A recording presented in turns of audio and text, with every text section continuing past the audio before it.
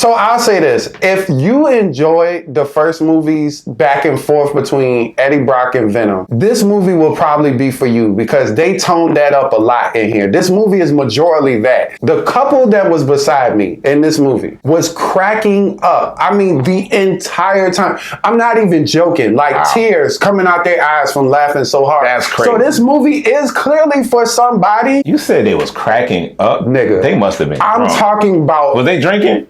Yeah. Okay.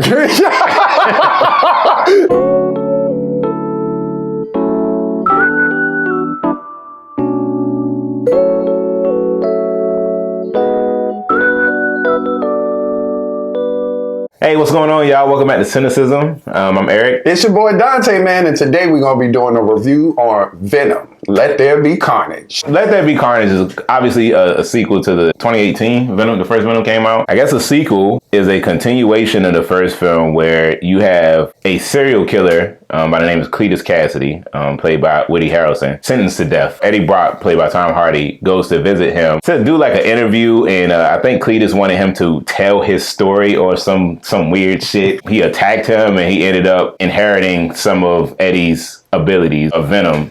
Produce offspring into Cletus Cassidy. It sounds so gross. He kept calling him daddy. Yeah, which has always been Carnage's thing. Yeah, it was always so weird to me. Yeah, and it's not any less weird in this movie. And most of the film focuses on Venom trying to stop Carnage and his girlfriend. Eddie is a lot more down on his luck than he was previously. I mean, he wasn't doing great career-wise in the first movie, but it just seemed like he's really at a low point in terms of his life. And then for whatever reason, it don't matter what his life is, he still can afford that amazing apartment in San Francisco, which is probably I believe the symbiote over the fact that that's a thing. That's more believable than this nigga still affording that big ass apartment in that city. And so him and Cletus Cassidy, they developed this weird journalistic serial killer relationship where Cletus Cassidy takes an interest in Brock and he wants him to take on his story. I think he sees a lot of himself in Eddie Brock, which is, they never quite developed that very well, but we'll get to that. It's a lot more of him and Venom, I guess, having a tiff. Yeah. We gonna talk about it. Okay. Don't you worry. Him and Venom are at odds in this movie, more so than the first movie, and is really on some like bromance type shit. So Eddie Brock kind of down on his luck. On top of everything that's going on between him and Venom, his former girlfriend Anne is also engaged to her boyfriend, which only drives him into an even deeper depression. Man, let's talk about him and Venom, because let me tell you something. I was never the biggest fan of like their banter in the first film. A lot of people like that shit for some reason. Like 99% of the jokes just did not land for me between them. It was too much. Yeah. It was just so fucking goofy and just silly. You know, I understand that they've taken a new direction with this Venom film. Obviously, it's supposed to be a little bit more lighthearted, and I get that. And that's okay to a degree, right? That banter and that back and forth that they have with Venom, you know, they took that new comedic stance, which is non-stop dialogue. And that's some people's brand of comedy, but it's not really mine when characters just don't stop talking. And all of the words are supposed to be funny. It's like they bombard you with phrases and it's somehow supposed to be funny to you. Not only when you can hear the jokes did they not really land for me personally, but it's hard to hear because you got Venom talking at the damn near the same time as Eddie Brock talking.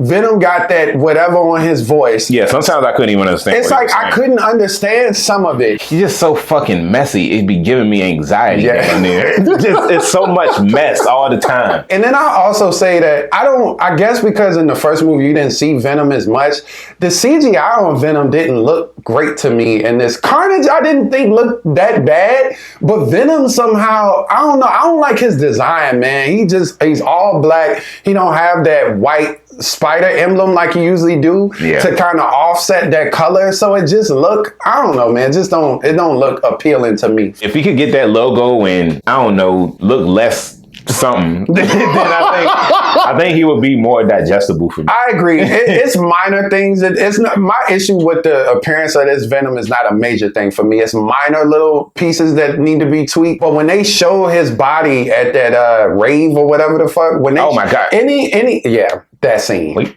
Look, nigga. That scene. That shit is on par with Spider-Man 3. Right. Peter Parker dancing in the club. Exactly. That shit That was this version of that. Oh my God. Yeah, he had they the went off glowy the necklaces on. Oh my God, man. Bro, who the fuck would believe that's a Come on, costume? man. Come on. This is a monster. I understand. A monster in the club. And y'all japping him up like everything all good. This is crazy. I will say that I do enjoy Tom Hardy, and I think he does a great job in this movie for what he's given. He's very believable in the sense that you can tell that it's like another entity living in him. He looked very stressed out. And he conveys that very well, but Tom Hardy's pretty awesome. But I think he always steadily does a pretty good job and convincingly gets that across on screen. You know, when I first heard that he would be cast as Eddie Brock, I thought it was a good choice, honestly. I thought he had the physicality of Eddie. I thought he could be very convincing as like the tough guy, because we've seen that persona from him before. But when I saw him in the movie, it's just something about it. It's just so fucking weird and goofy to me. It's just not the Eddie Brock that I wanted to see. That's not a lot of discredit to Tom Hardy. It's just the direction they chose to go with the character is just bizarre to me. Let's talk about Cletus Cassidy. First of all, Woody Harrelson was chewing this shit up. And I'm not mad at him for that. He really committed to the wacky and zaniness of the movie, which for Carnage or for Cletus, that is way more acceptable for his character to be a wild, wacky, goofy, just maniac. I don't like seeing Eddie Brock like that, you know what I'm saying, with Venom. But for Cletus, it works. I thought he did a good job portraying the whole unhinged, character traits of this type of person. He just had this very deranged look in his face, like at all times. I felt like there were decent scenes in this movie with Carnage. That overall, how you feel about the whole movie, we could talk more about that. But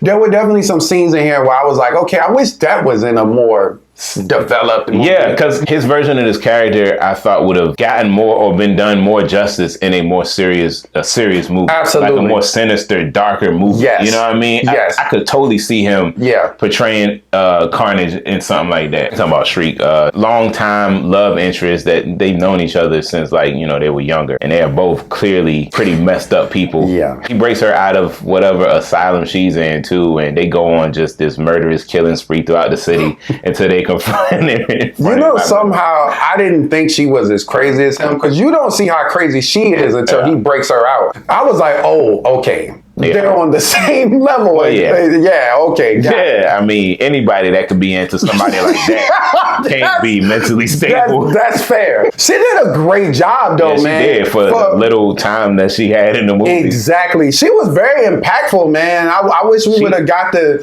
develop that a little bit more and spend more time with her character. I don't know. She just had this presence where it was very off-putting and creepy. Like you said, I think it would have just benefited in a more serious movie, would have had a lot more weight to it. Yeah, man. I felt like there was some potential there with these villains, man. That just they did not live up to it, unfortunately. Shit, you want to talk about anybody else? I guess fuck everybody else. Well, all right. God damn it, let's get to what we all been waiting for. It's a lot to take away. It sure is. Not necessarily positively, but some gonna get took. Overall, for me, the direction that they've taken with this movie, with this character, is not desirable for me.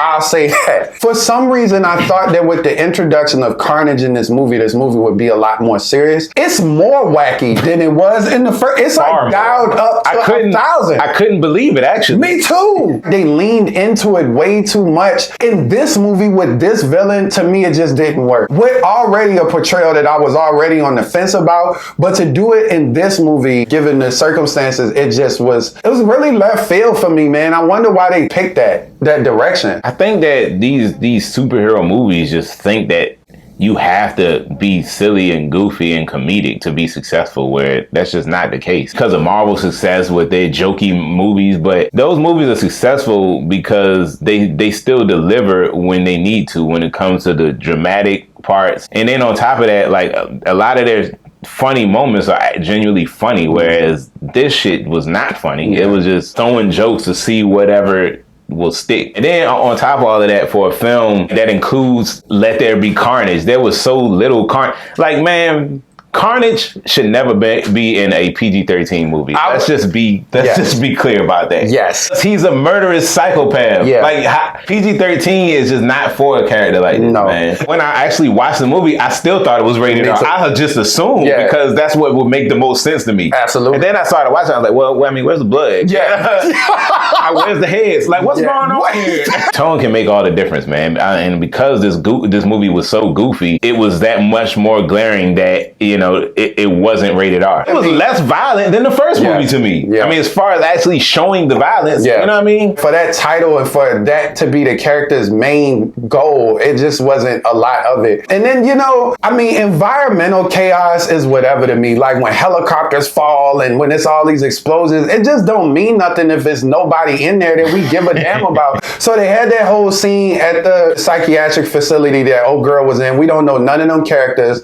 They had that scene at the prison. I don't care about none of these people. Right. So it's like it was carnage, but it was meaningless carnage. And it was bloodless carnage on top of it all. Right, which is not carnage at all. I'd also say the pacing of this movie was very weird. Like the way that it all unfolded, the way that the story played out in terms of just the sequencing of it was just weird. It just felt very off to me. And then it was like shit was happening, and then it was the end. That was the plot of the movie. Then it was shit happening. Yeah, it took a while for him to become Carnage, and then when he gets him, that's beyond the half point of the movie. He's him for a little bit. He break old girl out of jail, and then it's like they at that church, and I was like, well, what the fuck? I respect what they were trying to do. It just didn't execute. But they were trying to build up this animosity between Eddie and Cletus, which was manufactured. Absolutely. But they really were trying to make it seem like there was this vendetta there or this reason for Cletus to have it out for Eddie, and it came out of nowhere. There was no reason for him to target him whatsoever. You had that. There was really no connection between the villain and the hero, I guess. And then by the time the third act rolled around, bro, I just didn't give a damn. It would have probably mean much if this movie didn't undercut every serious thing with a fucking joke. It's like before the two of them actually meet up at the end, all of that serious shit is undercut by him and Venom. It's like this Venom storyline between him and Eddie. They not talking for a while. They beefing.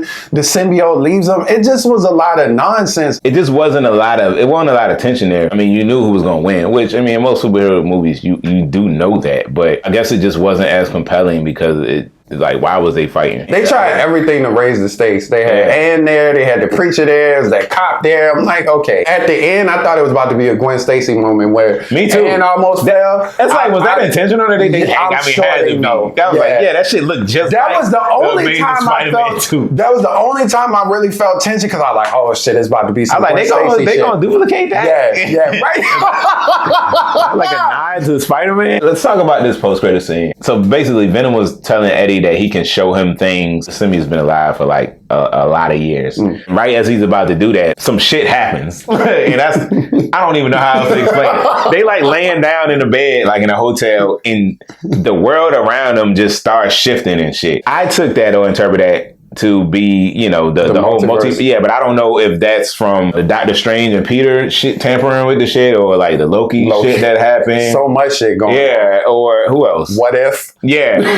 They still in the hotel room, but it's like they're in somebody else's hotel room now. And then on the screen, they have Tom Holland's Spider-Man, like unmasked. Of course, the world knows who Spider-Man is. What vendetta will Eddie have against Peter Parker if this version of Eddie never met Peter Parker? You know what I mean? So I'm not sure what direction they're going to take with that, but the way that they've chosen to do this Venom, it don't fit in this universe. But what I'm thinking is that it's going to be just he might end up fighting beside him anyway, honestly, given the circumstances, because he's not a villain in these movies. He's the anti-hero version of Venom. So that's probably more so what I think we'll see. Green Goblin and Venom are probably the two major Spider-Man villains. I don't want to see him wasted on this. And they've done a pretty decent job with these MCU Spider-Man version movies. It just seemed like such a waste of the character to me. But, you know. Morbius is supposed to be part of this universe too with Venom. So So where the fuck he gonna come in? Play? Then I'm like, is he gonna have any association with Blade? Yeah. You know, they got a Blade coming. Yeah, you know that could all tie in because Blade is coming. This multiverse thing is gonna be I guess a pivotal part of all of that. I'm assuming. So I guess we'll see what happens. I don't feel confident about it. Me neither. Venom, Let There Be Carnage. I'm not gonna say that I had high expectations for it because I didn't love the first movie like some people did. This shit was way worse than I even thought it was going to be somehow. You know, I thought with the introduction of Carnage, it would be more Carnage, and it wasn't. But aside from that, it was just so many other issues. It was just way too much attempts at comedy. That being said,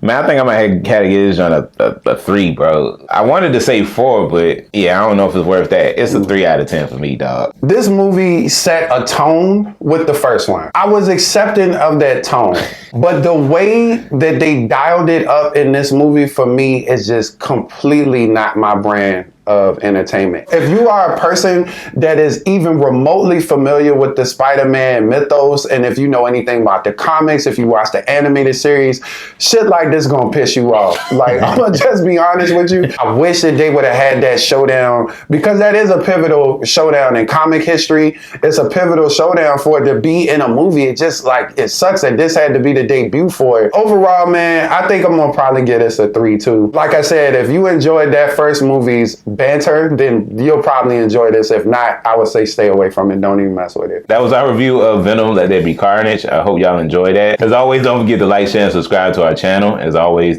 wait, what the fuck? What? If you have any reviews that you'd like to see us do for like any movies or series, don't forget to drop a comment below. Absolutely. And if you guys have seen Venom, Let There Be Carnage, please let us know what you thought. How'd you feel about the comedy? Like I said, clearly it's for some people. I mean, it's obvious that somebody might enjoy this. If you were a fan of the banter, let us know. If you didn't like it, let us know. How do you feel about the future of this character potentially being associated with the MCU? We'd like to know that as well. Yeah, I'm curious to see what other people's opinion are of like Venom and Carnage in live action. How y'all think if you thought they were done justice or not. We appreciate y'all, man. Yeah, thank y'all. Peace.